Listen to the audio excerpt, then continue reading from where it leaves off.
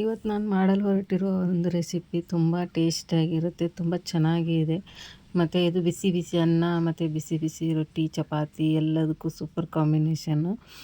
ಮನೆಯಲ್ಲಿ ತರಕಾರಿ ಇಲ್ಲ ಏನಿಲ್ಲ ಅಂತಂದಾಗ ಈ ಚಟ್ನಿ ರೆಸಿಪಿನ ಮಾಡ್ಕೊಂಡು ತಿಂದರೆ ತುಂಬ ಚೆನ್ನಾಗಿರುತ್ತೆ. ಮತ್ತು ಬಾಯಿ ಕೆಟ್ಟೋದಾಗಲೂ ಅಷ್ಟೇ ಟೇಸ್ಟಾಗಿರುತ್ತೆ. ಯಾವ ಥರ ಮಾಡೋದು ಅಂತ ಅಂದ್ಬಿಟ್ಟು ಬನ್ನಿ ತೋರಿಸ್ಕೊಡ್ತೀನಿ. Welcome back my YouTube channel.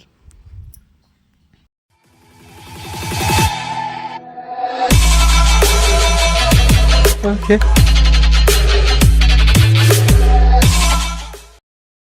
ಇಲ್ಲಿ ನಾನು ಒಂದು ಕಟ್ಟು ಕೊತ್ತಂಬರಿ ಸೊಪ್ಪು ತೊಗೊಂಡಿದ್ದೀನಿ.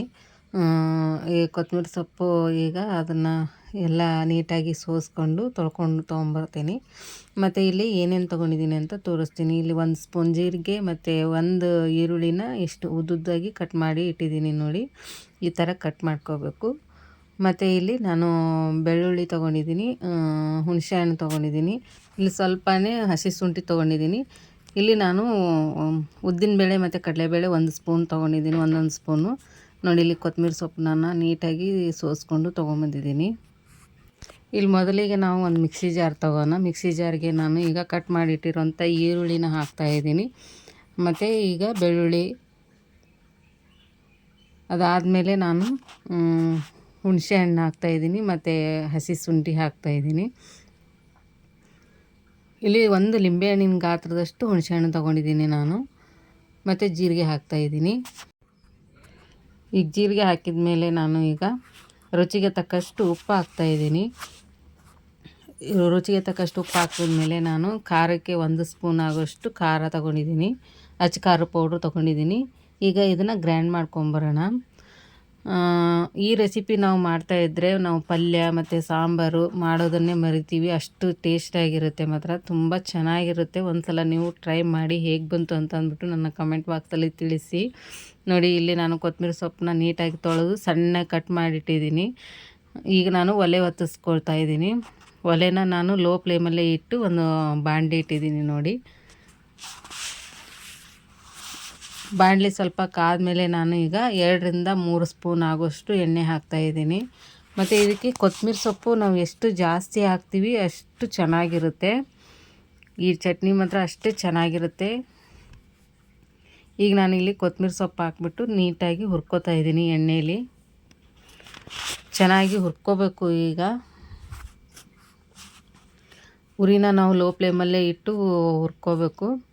ಈಗ ಹುರಿಯುವಾಗಲೇ ನಾನು ಸ್ವಲ್ಪ ಅರಿಶಿನ ಪೌಡ್ರ್ ಹಾಕ್ತಾಯಿದ್ದೀನಿ. ಸ್ವಲ್ಪ ಈಗ ನಾನು ಆಗಲೇ ರುಬ್ಬೋಕ್ಕೂ ಸ್ವಲ್ಪ ಇದು ಹಾಕಿದ್ದೀನಿ ಉಪ್ಪು. ಇಲ್ಲಿ ಸ್ವಲ್ಪನೇ ಉಪ್ಪು ಹಾಕಿಬಿಟ್ಟು ನಾನು ನೀಟಾಗಿ ಫ್ರೈ ಮಾಡ್ಕೊತಾ ಇದ್ದೀನಿ ಕೊತ್ತಂಬರಿ ಸೊಪ್ಪನ್ನ. ನೀಟಾಗೆಲ್ಲ ಫ್ರೈ ಆದಮೇಲೆ ನಾನು ಈಗ ಬೇರೆ ಪಾತ್ರೆಗೆ ತೆಗಿತಾ ಇದ್ದೀನಿ ನೋಡಿ. ಈಗ ಕೊತ್ತಂಬರಿ ಸೊಪ್ಪನ್ನ, ಈ ಕೊತ್ತಂಬರಿ ಸೊಪ್ಪು ಈಗ ತೆಗೆದ್ಮೇಲೆ ಅದೇ ಪಾತ್ರೆಗೆ ನಾನು ಇನ್ನೊಂದು ಸ್ಪೂನ್ ಎಣ್ಣೆ ಹಾಕಿಬಿಟ್ಟು ಮತ್ತು ಸ್ವಲ್ಪ ಎಣ್ಣೆ ಹಾಕ್ಬಿಟ್ಟು ನಾನು ಒಗ್ಗರಣೆಗೆ ಜೀರಿಗೆ ಮತ್ತು ಸಾಸಿವೆ ಹಾಕೋತಾ ಇದ್ದೀನಿ. ಮತ್ತು ಆವಾಗಲೇ ತೋರಿಸ್ದಂಗೆ ಕಡಲೆಬೇಳೆ ಉದ್ದಿನಬೇಳೆ ಹಾಕ್ತಾಯಿದ್ದೀನಿ. ಈ ಕಡಲೆಬೇಳೆ ಉದ್ದಿನಬೇಳೆ ಆದಮೇಲೆ ನಾನು ಸ್ವಲ್ಪ ಕರಿಬೇವು ಸೊಪ್ಪು ಹಾಕ್ತಾಯಿದ್ದೀನಿ. ಈಗೆಲ್ಲ ನೀಟಾಗಿ ನಾನು ಫ್ರೈ ಆದಮೇಲೆ ಇಲ್ಲಿ ನಾನು 1 ಈರುಳ್ಳಿ ಮೀಡಿಯಮ್ ಸೈಜ್ದು 1 ಈರುಳ್ಳಿನ ಸಣ್ಣಗೆ ಅಂದರೆ ಉದ್ದುದ್ದು ಕಟ್ ಮಾಡಿ ಈ ಎಣ್ಣೆಯಲ್ಲಿ ನೀಟಾಗಿ ಫ್ರೈ ಮಾಡ್ಕೋಬೇಕು ನಾವು. ಇಲ್ಲಿ ಈರುಳ್ಳಿನ ಸ್ವಲ್ಪ ನಾನು ಕೆಂಪು ಬಣ್ಣ ಬರೋ ಹಂಗೆ ಫ್ರೈ ಮಾಡ್ಕೊತಾ ಇದ್ದೀನಿ.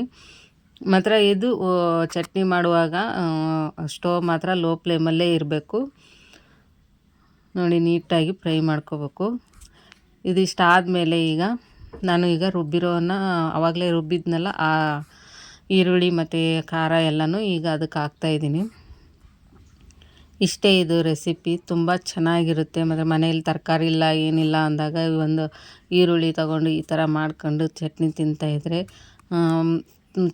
ಎಷ್ಟು ಚೆನ್ನಾಗಿರುತ್ತೆ. ಅನ್ನಕ್ಕೂ ಚೆನ್ನಾಗಿರುತ್ತೆ ಮತ್ತು ಬಿಸಿ ಬಿಸಿ ಅನ್ನ, ರೊಟ್ಟಿ, ಚಪಾತಿ ಎಲ್ಲದಕ್ಕೂ ಸೂಪರ್ ಕಾಂಬಿನೇಷನು. ಈ ಚಟ್ನಿ ರೆಸಿಪಿ ನೀವು ಮಾಡ್ತಾಯಿದ್ರೆ ಪಲ್ಯ ಮತ್ತು ಸಾಂಬಾರು ಮಾಡೋದೇ ಬಿಡ್ತೀರಾ, ಅಷ್ಟು ಚೆನ್ನಾಗಿರುತ್ತೆ ಇದು. ಮತ್ತು ಬೇಗನೂ ಮಾಡ್ಕೊಳ್ಳುವಂಥ ರೆಸಿಪಿ ನೋಡಿ. ಈಗ ಅದು ಫ್ರೈ ಆದಮೇಲೆ ನಾವು ಆವಾಗಲೇ ಹುರಿದಿಟ್ಟಿರೋ ಕೊತ್ತಂಬರಿ ಸೊಪ್ಪು ಹಾಕ್ತಾಯಿದ್ದೀನಿ ನೋಡಿ.